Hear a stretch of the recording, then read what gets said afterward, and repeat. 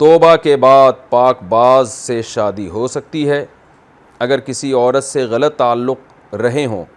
مگر اب اس نے سچے دل سے توبہ کر لی اور شادی کے لیے کسی پاک باز عورت کی تلاش میں ہو۔ اچھا، یہ مرد کی بات ہو رہی ہے۔ اگر کسی کے عورت سے غلط تعلق، یعنی مرد خراب تھا اور اب اس نے توبہ کر لی اور پاک باز عورت کی تلاش میں ہو، تو کیا اسے نیک پاک دامن عورت مل سکتی ہے؟ اگر ہاں تو سورہ نور کی یہ جو آیات ہیں، زانی مرد نکاح نہ کرے مگر زانی عورت سے، اور پاک عورتیں تو صرف پاک عورتوں کے لیے ہیں، ہونا یہ چاہیے پاک عورتیں تو صرف پاک مردوں کے لیے ہیں، تو اس آیت کا پھر کیا مطلب اور کیا نتیجہ ہوگا، اس بارے میں وضاحت فرما دیں۔ فیضان صاحب اسلام آباد سے۔ دیکھیں، اگر کوئی مرد زانی تھا، برائیاں کرتا تھا، اب سچے دل سے توبہ کر لی ہے تو وہ ناپاک رہا ہی نہیں ہے نا، وہ تو پاک مرد بن چکا ہے، تو اس کو یہ کہنا کہ پاک عورتیں پاک مردوں کے لیے ہوتی ہیں تو یہ بھی تو پاک بن گیا ہے، تو بالکل ٹھیک ہے، اس کے لیے پاک عورت تلاش کرے اور مل بھی سکتی ہے پاک عورت انشاءاللہ اس کو۔ دوسری بات یہ جو ہے نا کہ زانی مرد نکاح نہ کرے مگر زانی عورت سے، ایسا کچھ بھی نہیں ہے سورہ نور میں۔ سورہ نور میں یہ ہے کہ زانی نکاح نہیں کرتا مگر زانی عورت سے ہی، اور زانیہ نکاح کرتی ہے زانی مرد سے۔ تو یہ قرآن نے کوئی شرعی حکم نہیں بیان کیا، قرآن نے نیچر بیان کی ہے کہ جو بدکار مرد ہوتے ہیں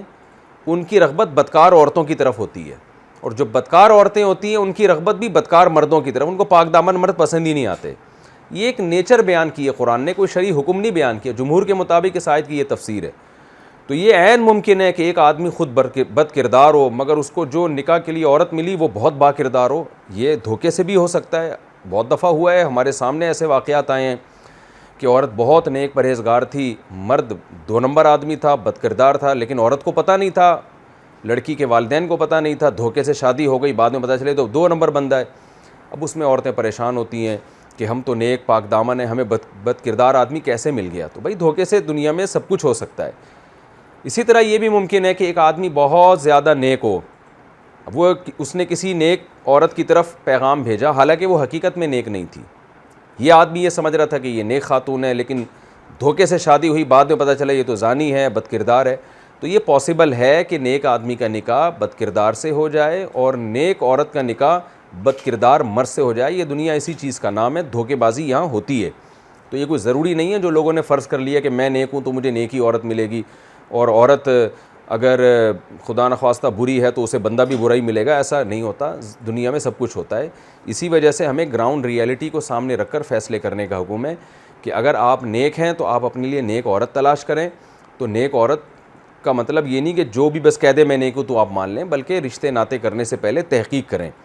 کیونکہ اس چکر میں لوگ تحقیق ہی نہیں کر رہے ہوتے۔ ایک آدمی کہتا ہے میں نے زنا کبھی نہیں کیا تو یہ ہو ہی نہیں سکتا کہ مجھے زانی عورت مل جائے، لہذا جو بھی مل جائے بس میں نکاح کر لوں گا، تحقیق کی ضرورت ہی نہیں ہے۔ تو یہ آیت کا غلط مطلب ہے۔ تو یہ جو آپ نے کہا کہ زانی مرد زانی عورت سے نکاح نہ کرے، ایسا نہیں ہے، بلکہ قرآن نے کہا زانیۃ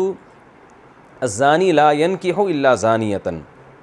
کہ زانی زانیہ سے ہی نکاح کرتا ہے، وہ زانیۃ لا ینکحها الا زان، اور زانیہ کی طرف توجہ بھی صرف زانی مردوں ہی کی ہوتی ہے۔ اور رہا یہ والی آیت، جو یہ آیت ہے پاک عورتیں پاک مردوں کے لیے، سورہ نور کی جو آیت ہے الخبیثات للخبیثین والخبیثون للخبیثات، کہ ناپاک عورتیں ناپاک مردوں کے لیے، ناپاک مرد ناپاک عورتوں کے لیے، والطیبات للطیبین والطیبون للطیبات، اور پاکیزہ عورتیں پاکیزہ مردوں کے لیے اور پاکیزہ مرد پاکیزہ عورتوں کے لیے۔ اس آیت کا بھی یہ مطلب ہے کہ رغبت کی بات کی گئی ہے کہ پاکیزہ عورتوں کی طرف رغبت یہ پاکیزہ مردوں کو ہوتی ہے، اور پاکیزہ مردوں کی طرف رغبت پاکیزہ عورتوں کے لیے ہوتی ہے۔ یہ دونوں ایک دوسرے کو چاہتے ہیں کہ ان سے ہمارا رشتہ بندھے، اور ناپاک لوگ ناپاک مردوں کے لیے، یعنی وہ انہی کے لیے ہیں، مطلب یہ انہی کی رغبت انہی کی طرف ہوتی ہے۔ تو اس آیت کا بھی یہ مطلب نہیں ہے کہ پاکیزہ کی غلطی سے بھی ناپاک مرد سے شادی نہیں ہو سکتی، یا پاکیزہ مرد کی غلطی سے بھی ناپاک عورت سے شادی نہیں ہو سکتی، یہ اس آیت کا مفہوم نہیں ہے، دھوکے سے سب کچھ ہو سکتا ہے۔